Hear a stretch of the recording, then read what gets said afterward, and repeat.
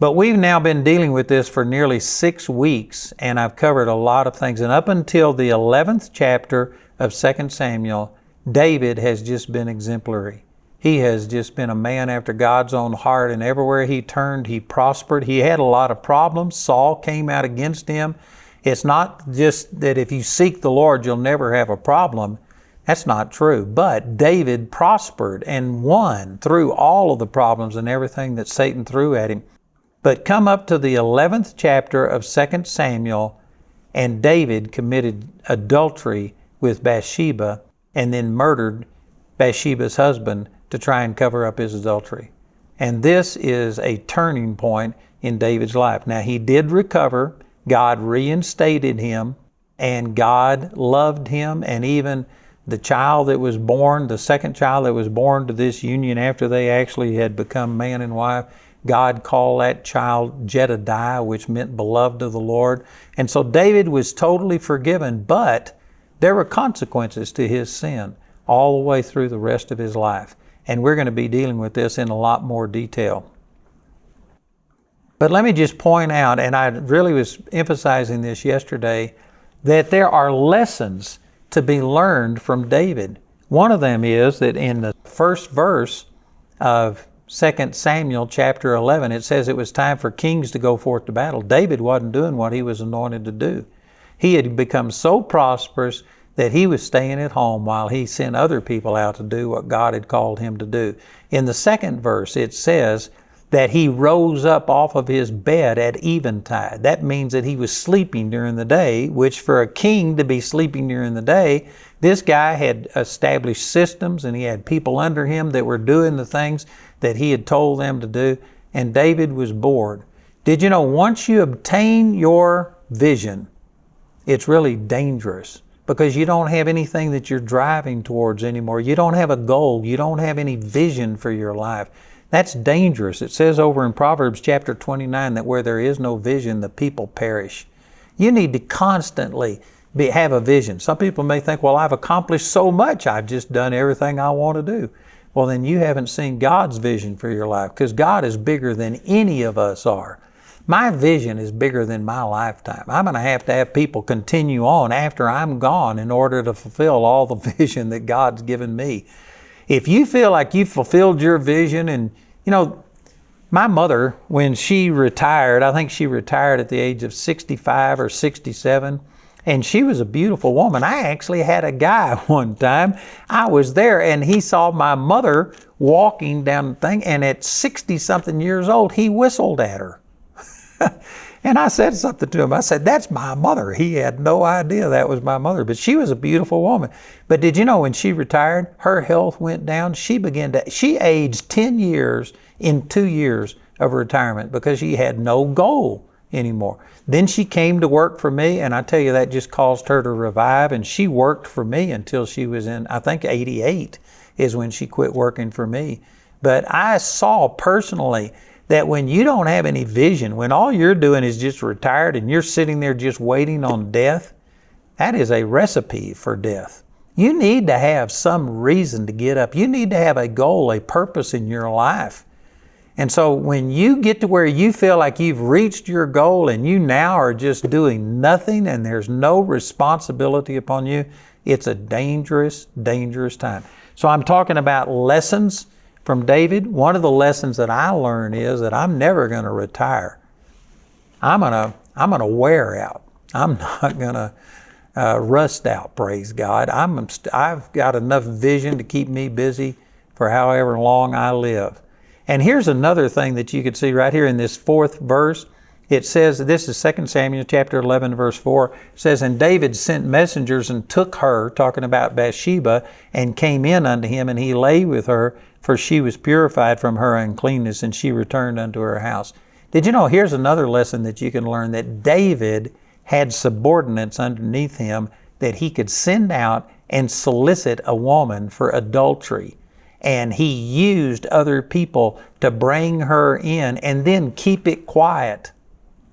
So here's another lesson that you learn. You don't have people around you that will help you commit adultery, that will help you sin, that will help you do things that are contrary to what God called you to do. If you want to finish your course and still be on course and not having got off and crashed and burned and had failures along the way, one of the things you need to do is surround yourself with people who are loyal to you, yes. People who have your DNA, yes. But people who are not just yes people, they will hold you accountable. You know, I've got people around me that they come to me and I would encourage them if they saw me doing something wrong to say something.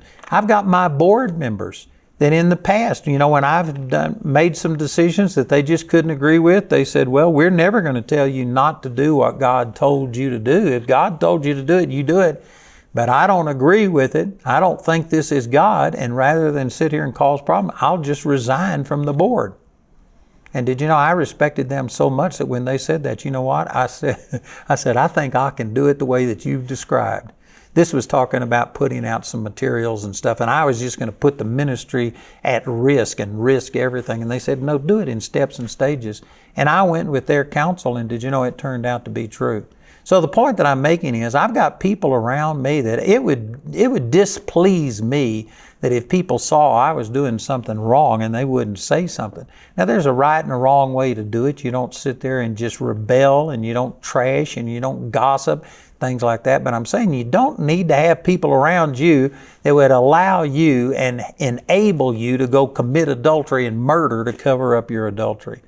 David had people around him like that, and that's wrong. This is one of the lessons that we need to learn from David, is that we need to make sure that we don't have that type of a culture around us. And so in verse 5, this 2 Samuel 11:5, it says, and the woman conceived and sent and told David and said, I am with child. Again, she had to send and tell David this. So that means that she had somebody around her that was trying to keep this quiet and trying to conceal all of these things. And she sent this message. So Bathsheba and David both were complicit in this thing, and both of them were trying to hide what they had done. Did you know in our society today, especially among a lot of young people, it has become nearly commonplace to just shack up with somebody before you get married? And I'm not trying to condemn people, but I am saying that's sin. It's wrong. And people don't need to look at this as being acceptable.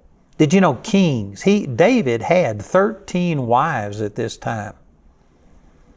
And the scripture says in the New Testament, it's Matthew chapter 19, when Jesus was asked about marriage and remarriage, he said it was never intended for men to have multiple wives. God created them from the beginning, male and female, and that one man is supposed to have one wife for a lifetime. And so that was God's original plan. And then the Pharisees, they said, well, if that's so, then why did God allow divorce and remarriage under the Old Testament? Deuteronomy chapter 24. And the Lord said, it's because of the hardness of your heart. But that was never what God intended. So God never intended David to have 13 wives, but because of the hardness of people's hearts. Before people could be born again, they didn't have the capability that we have to seek and to serve the Lord today. When you get born again, it changes everything.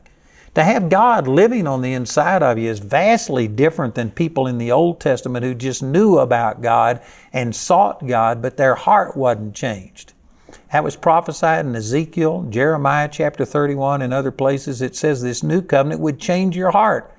People didn't have a new heart. David, when he was repenting over this very sin, he wrote about this in Psalms chapter 51.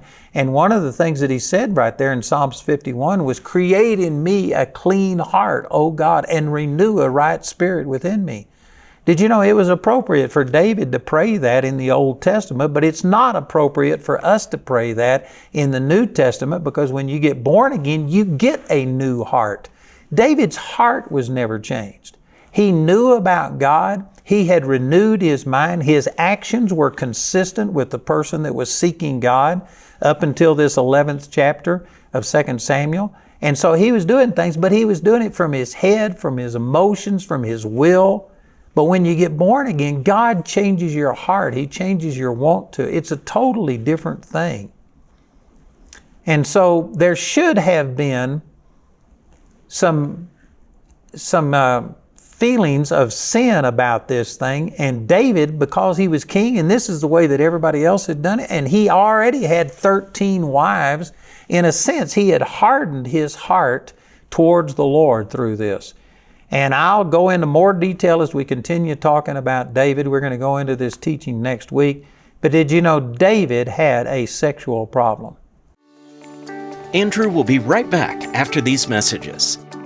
Hello, this is Andrew, and I would like to encourage you to join with us and become a partner with us. You know, you can click right there on the screen, and that will take you directly to one of the links on our website where you can sign up and become a partner. You can call our helpline. The number will be on the screen. We're open 24/7, and we'll help you any way we can.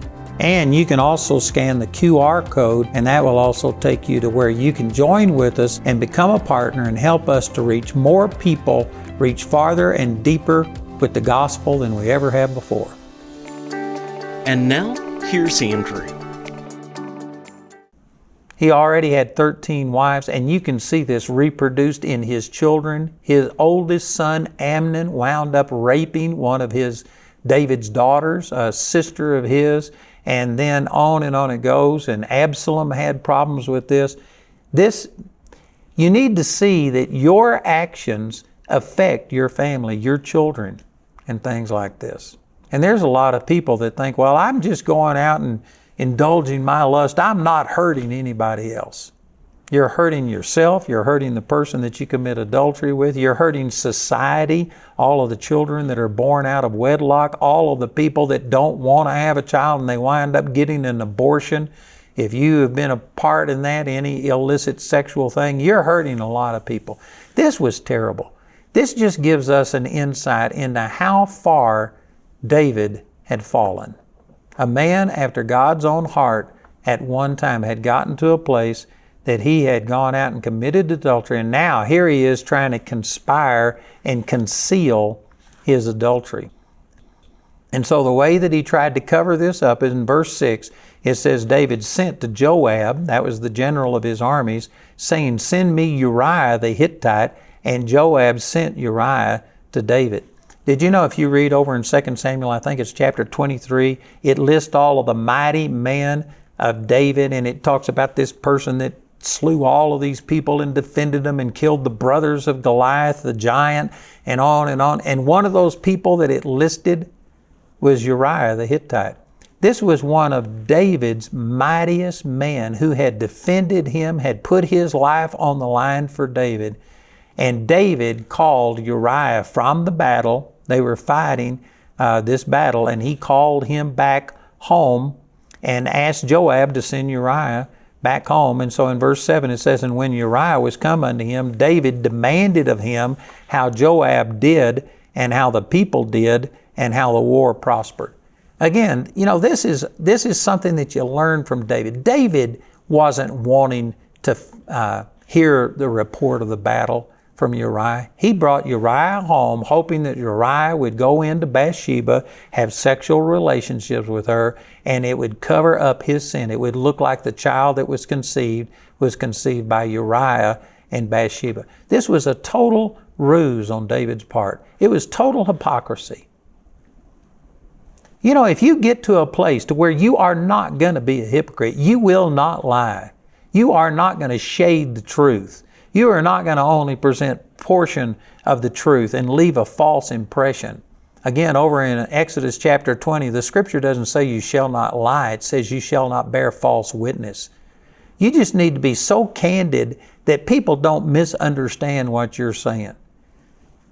You know, I've been accused of being candid to a fault to where I've had some people criticize me over that, and I guess there's a ditch on both sides of the road. But I can guarantee you, nobody has to wonder what I'm thinking.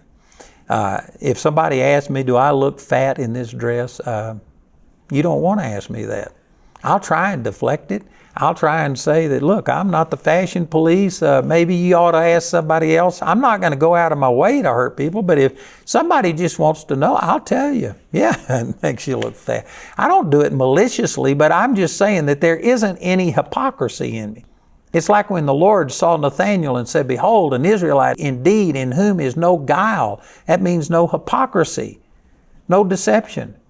Man, I see that as a positive thing, and that's the way that I try and be. And because of that, I could never do what David did right here. David was playing this charade with Uriah, like, how's the battle going? How's everything going? Tell me about the battle. It was total hypocrisy on his part. You can only do that if you have a hardened heart towards God. Man, that's a powerful statement. So brothers and sisters, you know what we need to do? We need to get to where there is zero hypocrisy in your life. You don't flatter people when you don't mean it. That doesn't mean you go out of your way to criticize people, but you aren't a hypocrite. And if you get to where hypocrisy is just, it's a sin to you. You will not do it. You could not have done what David did right here. He failed on multiple levels. Again, let me make this point that nobody just goes from loving God with all of their heart and immediately steps into sin. There has to be progressive steps in between when you are really walking with God and tight with God and where you're over here and your heart is hardened and you're living in sin. And if you may not want to commit this sin, you may say, oh God, help me not to go out and commit adultery. Help me not to do these terrible things over here. But most people don't feel accountable for all of these steps in between. And they will allow themselves to wander from the Lord and to get away from the Lord. And they start entertaining hypocrisy. They start doing things. Don't ever do that. It's again, if you had like a line right here, and here's a line, and on that side over there is sin. Most Christians will get as close to that line as they can get. They will even straddle the line and say, I'm not into sin yet. They're flirting with it, but they aren't there. If you could imagine something like that, the way that I live my life, if this is the line right here and over there is sin, I'm going to get so far over this way that I couldn't trip and fall across the line. I'm going to stay way, way, way away from it. The moment I start recognizing that I'm not seeking the Lord, I'm not praying, I'm not keeping my mind on the Lord, I'm not treating people the way that I should, the moment I realize that I'm starting to be a hypocrite in any area that I'm professing something that I'm not living, man, I just immediately press back into the Lord and put my attention on the Lord. See, if David had that attitude that the Lord was the focus of his life, and that he was not going to be a hypocrite, he was going to live in integrity and character, these things would have never happened. But even after he sinned, here he is still showing his hardened heart, bringing in Uriah the husband under false pretenses and just playing this hypocrite, being an actor, asking how the fighting is going. It was a total ruse on David's part. And in verse 8 it says, And David said unto Uriah, Go down to thy house and wash thy feet. And Uriah departed out of the king's house, and there followed him a mess of meat from the king. In other words, the Lord sent this entire meal for Uriah to share with Bathsheba. But in verse 9 it says, But Uriah slept at the door of the king's house with all the servants of his Lord, and went not down to his house. And in verse 10, And when they had told David, saying, Uriah went not down unto the house, David said unto Uriah, Camest thou not from thy journey? Why then did thou not go down to thine house? And Uriah said unto David, The ark and Israel and Judah abide in tents, and my lord Joab and the servants of my Lord are encamped in the open field. Shall I go into my house to eat and to drink and to lie with my wife? As thou livest and thy soul liveth, I will not do this thing. Some people struggle to understand this, but I really do understand this. I was in Vietnam, and I got an emergency leave to come home and be home because I was engaged to a girl who died during the time I was in Vietnam. And did you know that even though I was blessed to come home, even though I was blessed to be out of the battlefield, I actually felt guilty because people that I was with over there, they died while I was gone. And I felt like it's my responsibility. You develop this camaraderie when you're in battle together. And I saw people stacked up 10 and 12 people high in body bags when I was in Vietnam. I saw a lot of death. And you get to where you establish this rapport and you feel responsible for those people that are fighting with you. And I felt guilty the whole time I was back in the States. And even though I would have loved to have stayed in the States in one way, I couldn't wait to get back because I felt like I had a responsibility and I needed to be pulling my own weight in this situation. I can understand what Uriah was doing here. He felt like, man, this would be wrong for him to go and see his wife and have sexual relationships with his wife while all of his friends out there are fighting and put their life on the line. And so he didn't go to his house. And when David saw that, well, then he called him in the next day and he forced him to get drunk. He just kept him drinking until he finally got drunk, thinking that when he was drunk, he would finally go home and have relationships with Bathsheba. But that night, he went and slept again at the door of David's palace. Did you know Uriah had more integrity drunk than David did sober? Uriah was a very, very godly man. And David, after all of this, and he saw that all of his attempts had failed, what he did, he wrote a note and sent it by Uriah to Joab and told Joab to put Uriah in a place where there was a lot of fighting and then have the people withdraw from him so that Uriah would be left there by himself and would be killed. And so David basically asked his general to kill one of his elite soldiers, one of his, like a major or somebody who was a leader in the deal, and to get him killed to try and cover up his adultery. Man, that's terrible. And again, he sent this note by Uriah's hand. Did you know Uriah could have read that note? Now, it's possible that they sealed it some way or something like that, but David had so much confidence in Uriah that he knew that Uriah would go ahead and deliver this note. And David basically killed the husband of the woman he had had an adulterous relationship with in an attempt to cover up his adultery. And so it says that he called him and sent this message. And it says that Joab had him put in his place. And then he sent a messenger telling David that Uriah had been killed. And it goes on to say, let me get down to this verse. And it talks about how that he had done all of this. And it says, but the thing that David had done displeased the Lord. Man, that's in verse 27. What an understatement. It was more than just displeasing the Lord. God was very upset over this. And the next chapter deals with how God dealt with David after this. Now, David was under a different covenant. He got punished in a way that we as New Testament believers would never be punished. But did you know what? This hasn't changed. Just because Jesus bore our punishment doesn't mean that God's attitude towards adultery and murder has changed. There's lessons that we can learn from this. So please get this book. I'm offering this as a free gift to you. And then we have all of our CDs, DVDs, and our USB have been updated. And I tell you, I would really encourage you to get this teaching. I think it would be a help to you. So listen to the announcer and please call or write today.